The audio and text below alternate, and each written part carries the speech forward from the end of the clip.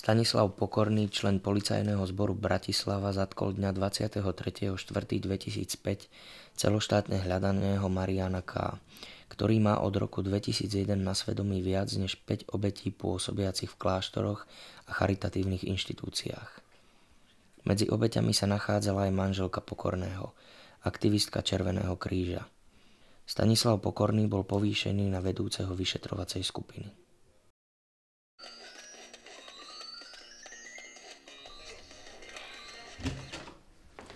Aj toto prosím ťa rozstrie, čo nepatrí do našich zložiek. Pošli Bezekovej a ostatné potom odfaxuj. A šéf chcel kávu s dvojitým mliekom. Bez cukru ako vždy, dobre?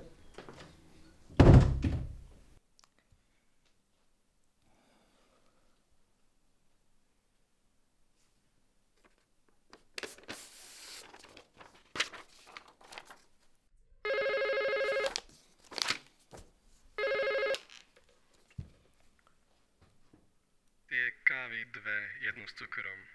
Dobre, díky, čau.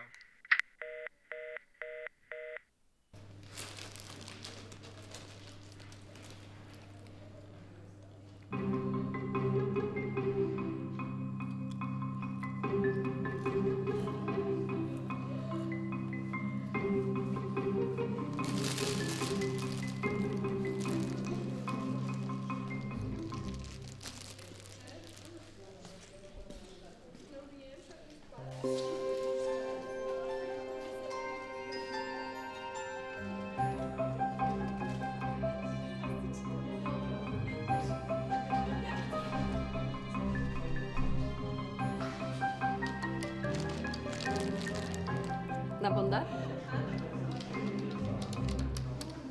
Jeden. Hej.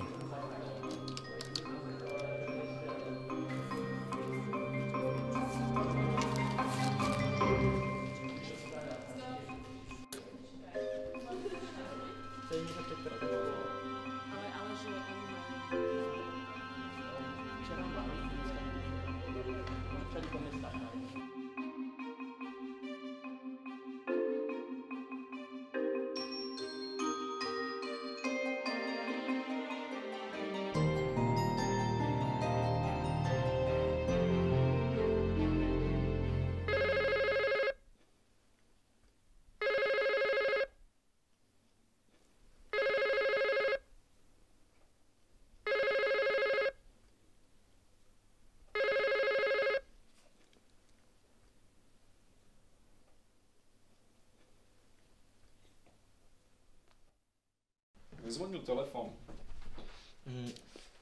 Nie, asi ste vytočili zle. Treba niečo, šéfe? Tu sú pokyny na dnes. A Riti. Zoberieš nočnú po Tiborovi.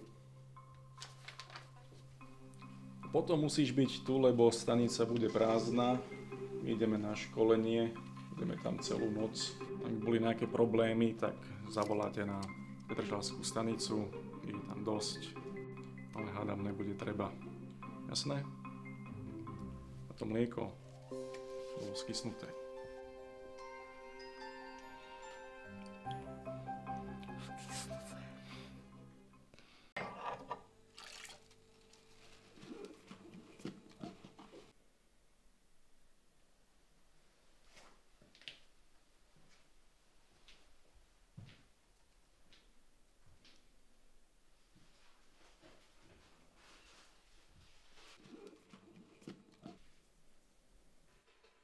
Čo nové?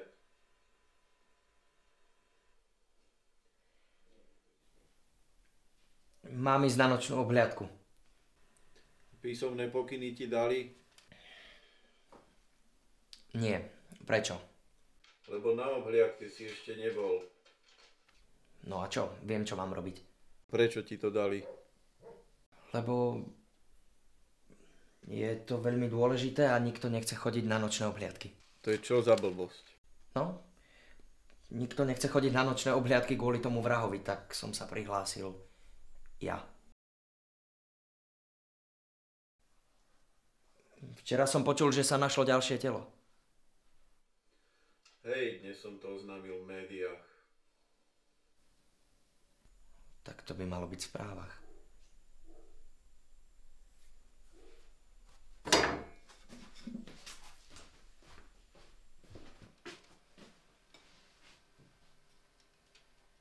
bratislavskej Inchebe. Na live party sa predstavia aj Scratch Perverts, DJ Krust a MC Tali. Akciu pripravil American Blues s partnermi. Telo mladej ženy sa našlo na železnej studničke.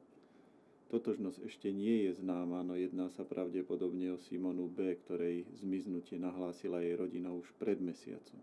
Viac informácií vám poskytneme po súdnej pitve. Má už polícia nejakú stopu? Bohužiaľ pátrame zatiaľ naslepo. Vrah zanechal len minimum stôp. Tento prípad a tie predošle tiež mali podľa verejnej mienky mnoho spoločných črt so starým známym prípadom Mariana K., ktorého ste zatkli pred 5 rokmi. Nedomnievate sa, že medzi týmito dvoma zločincami je určitá spojitosť? Určite. Je to možné. Vrah si z jeho predchodcu mohol vziať príklad. Dokonca mohol čítať jeho spis, alebo ho osobne poznať. Závidieť mu. Možno je zaslepený, má o sebe megalomanské predstavy, žije v blude a chce kopírovať všetky zločiny, ktoré spáchali jeho predchodca. V každom prípade vás ubezpečujem, že urobím všetko, čo je v mojich silách.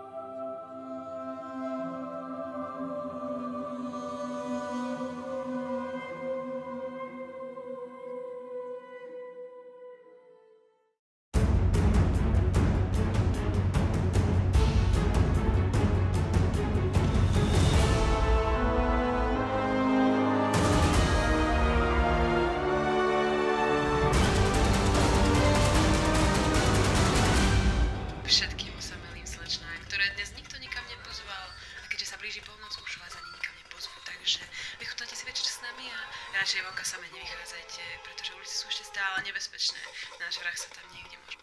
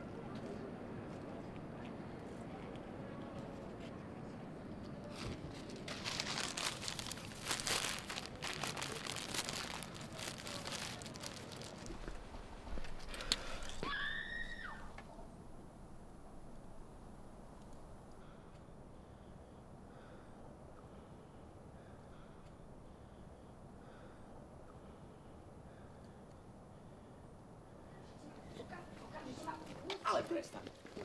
Choď po auto. Dobre.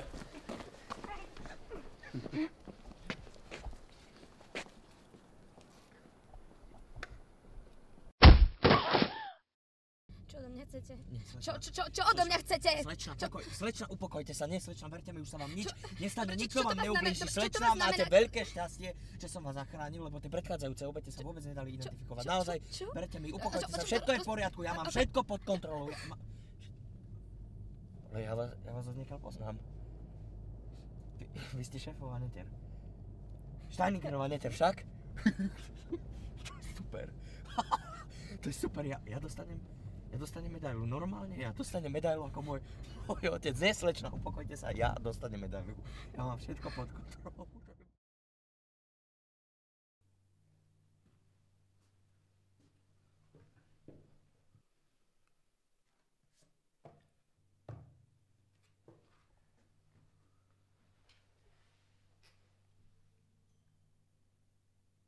Kam si dal tie ostatné tela? Kam? Ja naozaj neviem, o čom hovoríte. 4 telá sme už našli, ešte nám ostávajú nezvestné 3 ženy.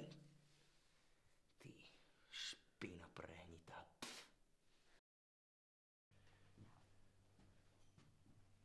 Kto bol ten druhý? Tvoj parťák? Počúvaj ma, nehraj sa na hrdinu, lebo si budeš zbierať zuby zo zeme. Tak kam si ich dal?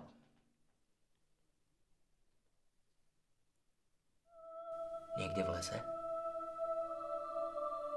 Kde nikto nie je. To sú tvoje miesta. Kde ich nikto nepočuje. Ležia si tam, až kým sa nenájdu.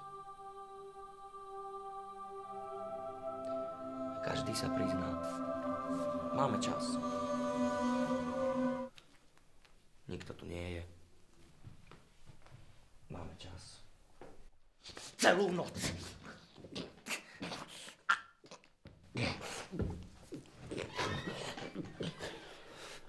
Poď von.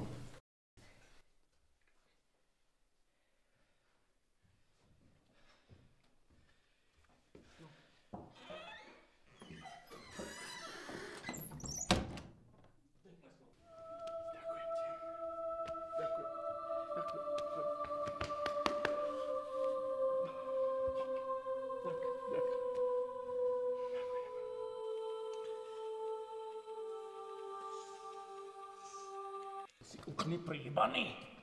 Ja nechápem. Zachránil som vašu neter. Dostal som ho. Si uniesol zo svadby. Nie, oni unášali, ona kričala. A prečo ste ma nepozvali na svadbu? Polnočný únos, ty debil. Ja nedostanem medailu. Nedostanem medailu.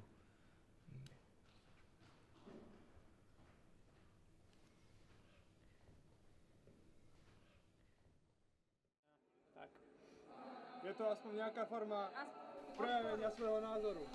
Odpor, protest. Ulice boli skutočne rušné, ale vráťme sa k piatkovému policajnému fiasku, ktoré má na svedomí člen policajného zboru Denis Pokorný. Po únose Eriky Steinigerovej bol Pokorný suspendovaný a bola na neho podaná žaloba. Pýtali sme sa, ako prešľap svojho syna vidí Stanislav Pokorný, veliteľ výjazdovej jednotky, no ten sa odmietol k situácii vyjadriť. Toto fópa by dokonca mohlo podľa verejnej mienky konkurovať tomu minuloročnému, kedy policajti na letisku v rámci cvičenia umiestnili do batožiny náhodného cestujúceho výbušninu a zabodli ju tam.